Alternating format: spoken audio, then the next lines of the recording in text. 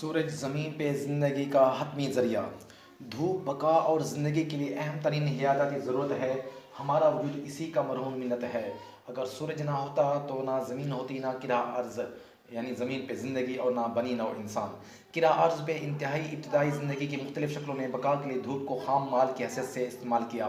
زندگی کی یہ شکلیں یا حالتیں فوٹو سینتھیٹک جرثومے اور آٹوٹرافک جرثومے تھے، آج ارتقاء کی صدیوں کے بعد بھی یہ پائے جاتے ہیں۔ ہم سب نے سورج کی مرہون منت زندگی کی ان ابتدائی شکلوں سے ارتقاء حاصل کیا ہے۔ اب اگرچہ ہم انتہائی پیچیدہ اجسام میں تبدیل ہو چکے ہیں، اس کے باوجود دھوپ پہ ہمارا انتہائی بنیادی انحصار ہے۔ اس کے بغیر ہم فنا ہو جائیں۔ سورج کی الٹرا وائلٹ روشنی کی جراثیم کش لہروں کے سامنے باقاعدگی سے ہمارے جسم کا رہنا کامیابی سے جراثیم، جوؤں، پسوں، بیکٹیریا اور وائرسز کو ختم کرتا ہے۔ الٹرا وائلٹ تابکاری اتنی طاقتور ہوتی ہے کہ اسے صنعتوں میں پانی، غذاؤں اور آلات کو جراثیم سے پاک کرنے کے لیے استعمال کیا جاتا ہے۔ بہت سے بیکٹیریا، وائرسز اور زندہ مادے براہ راست دھوپ میں زیادہ عرصہ تک رکھ کر ہلاک و تلف کیے جاتے ہیں۔ اس کی ایک مخصوص مثال بیکٹیریا ہے جو کھلی ہوا میں دھوپ میں چند گھنٹے رہنے سے مر جاتا ہے۔ اسی طرح اور بہت سے بیماریاں پیدا کرنے والے بیکٹیریا دھوپ میں آنے پر ہلاک ہو جاتے ہیں۔ کیا آپ کو علم ہے کہ دھوپ بیکٹیریا کو ہلاک کر دیتی ہے، اور یہ ایسا اس وقت بھی کرنے کی صلاحیت رکھتی ہے جب یہ کھڑکی کے شیشوں میں سے آ رہی ہو؟ اور کیا آپ جانتے ہیں کہ دھوپ کی زد میں رہنے والے ہسپتالوں کے وارڈز میں ان وارڈز کے برعکس کم بیکٹیریا ہوتے ہیں جن میں دھوپ یا سورج کی روشنی نہیں آتی؟ دھوپ کے طاقتور حفاظتی اثرات اسے بیماریاں روکنے والا انتہائی اہم عامل بناتے ہیں، لیکن یہ دھوپ کے ان بہت سے فوائد میں سے صرف ایک ہے جو انسانی صحت بہتر بنانے اور برقرار رکھنے کے لیے فطرت ہمیں پیش کرتی ہے۔ سورج ہی کرہ ارض پہ توانائی کا صرف حقیقی ذریعہ ہے۔ یہ پودوں کو نہایت درست مقدار میں توانائی مہیا کرتا ہے تاکہ نشوونما اور تولید کے لیے درکار تمام اجزاء کی تشکیل ہو سکے۔ توانائی کو ایک شکل سے دوسری شکل میں تبدیل کیا جا سکتا ہے۔ شمسی توانائی پودوں میں ذخیرہ ہوتی ہے۔ ہم یہ پودے کھاتے ہیں اور ان میں ذخیرہ شدہ توانائی کو اپنے آپ میں منتقل کرتے ہیں، پھر وہی توانائی ہمارے جسموں میں ہی دوسری شکلوں میں تبدیل ہو جاتی ہے۔ سورج کی توانائی پودوں میں کاربوہائیڈریٹس، پروٹین اور چکنائی یعنی فیٹ کی صورت میں ذخیرہ ہوتی ہے۔ جب ہم پودوں کی صورت میں غذائیں کھاتے ہیں تو یہ ہمیں وہ ضروری توانائی مہیا کرتے ہیں جو ہمیں فعال اور صحت مند زندگیاں گزارنے کے لیے درکار ہوتی ہے۔ جسم میں غذاؤں کے ہضم و جذب اور توانائی میں تبدیل ہونے کا عمل اس ملفوف شمسی توانائی کو توڑنے، تبدیل کرنے، ذخیرہ کرنے اور استعمال کرنے کے مراحل سے گزرتا ہے۔ اس غذائی زنجیر کا پست ترین درجہ جہاں غذائیں براہ راست دھوپ سے تیار کی جاتی ہیں، زیادہ سے زیادہ شمسی توانائی ہمارے لیے مہیا کرتا ہے۔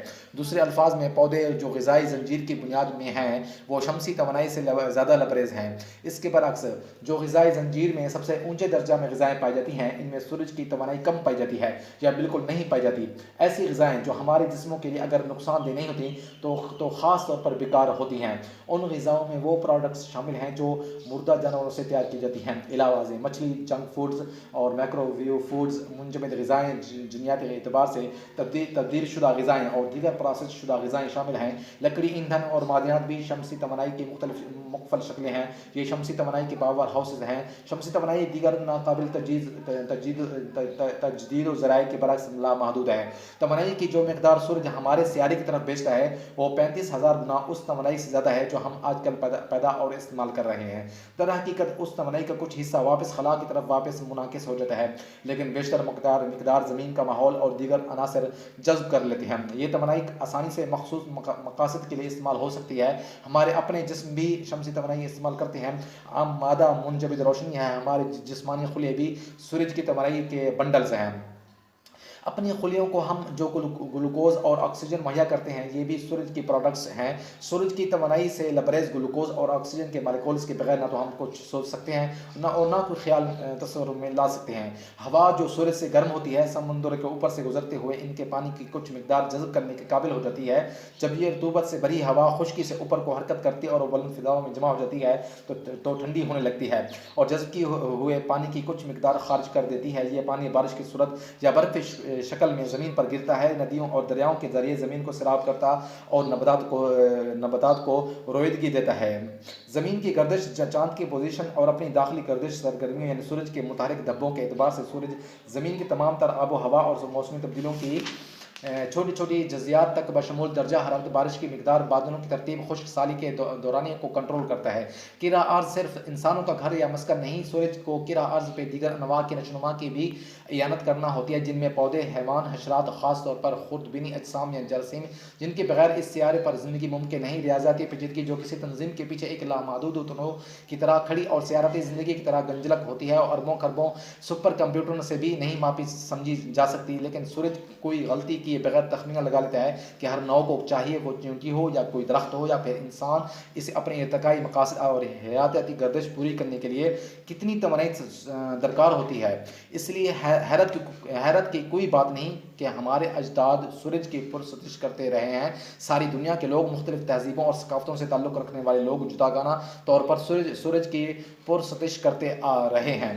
اپالو رومنوں کا سورج دیوتا تھا، اس کے بارے میں کہا جاتا تھا کہ وہ روشنی اور شفا بخشی کا خدا ہے۔ قدیم یونانی ادب میں ہیلیوس کو سورج دیوتا قرار دیا گیا تھا، جس کے سر کے گرد نورانی ہالہ تھا، اور وہ ایک رتھ کو روزانہ آسمان پہ مشرق سے مغرب کو دوڑاتا تھا۔ قدیم مصریوں میں را، سورج، سود اور الوہیت کا مظہر تھا۔ ان کا ایمان تھا کہ انسان را کے آنسوں میں سے پیدا ہوا ہے۔